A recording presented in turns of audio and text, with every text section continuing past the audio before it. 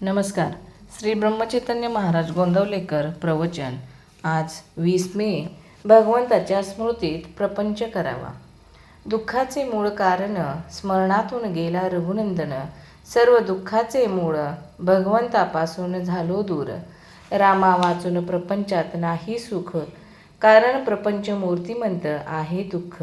कोळशाने हात काळा झाला, त्याने दुःखी कष्टी झाला. ज्याचा जो धर्म तो त्याने पाळला, आपण मात्र नाही ओळखला. तैसा प्रपंच दुःखाचा झाला, भगवंता वाचून वाया गेला.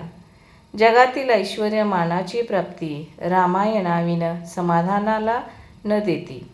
जे जे वैभव जगती ते ते आले हाती, वाया सर्व जाते हाती न येता रघुपती. परमात्म्याचे विस्मरण हेच बीज जाणावे मूळ कारण. काळजी चिंता अहंकार भीती तळमळ फार, हा झाला त्याचाच विस्तार. तात्पर्य कडू बी पेरले, त्याचे गोड फळ नाही आले. काळजी आणि भीती भगवंताच्या विस्मृतीत जन्मती. म्हणून प्रपंचातील लाभ आणि हानी परमात्म्याला दूरच करतील दोन्ही. व्यवहार सद्वासना सदाचरण लौकिक संतती संपत्ती शास्त्राचे मनन, सर्व काही रामाविन वाटे शून्य.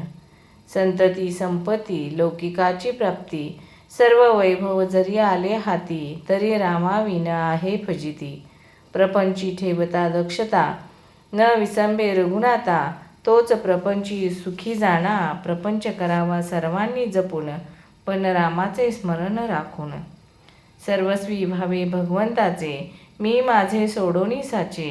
भगवंताचे होऊन राहणे, याहून दुजे काही न करणे. मी करता नव्हे जाणून करी कर्म, त्याला बाधेना कलीचा मार्ग. दुष्ट अभिमानाला न पडावे बळी, त्याचा मालक होईल कली. कली जेथे शिरला त्याने राम दूर केला. भगवंताचे स्मरण सांभाळून कोणताही करावा व्यवसाय जपून, हेच प्रापंचिकास मुख्य साधन. करता मी नव्हे करता राम, ही मनात जाणून खून. करावा व्यवहार जतन, रामा परते हित. माणी त्याचा होई घात, जो वर करता मी हे ध्यानी. तो वर मन न लागले राघव चरणी. मी टाकावा अभिमान सोडावा, मीपणा टाकावा अभिमान सोडावा. सुख येईल त्याचे मागे हा विश्वास बाळगावा. ज्याने केले सर्वस्व रामास अर्पण, तेथे मीपणास नाही ठाव ठिकाण. पापाचे न व्हावे आपण धनी, करता राम जाणुनी मनी. राम सेवे परते हित, सत्य सत्य नाही या जगात. म्हणून रामास व्हावे अनन्य शरण.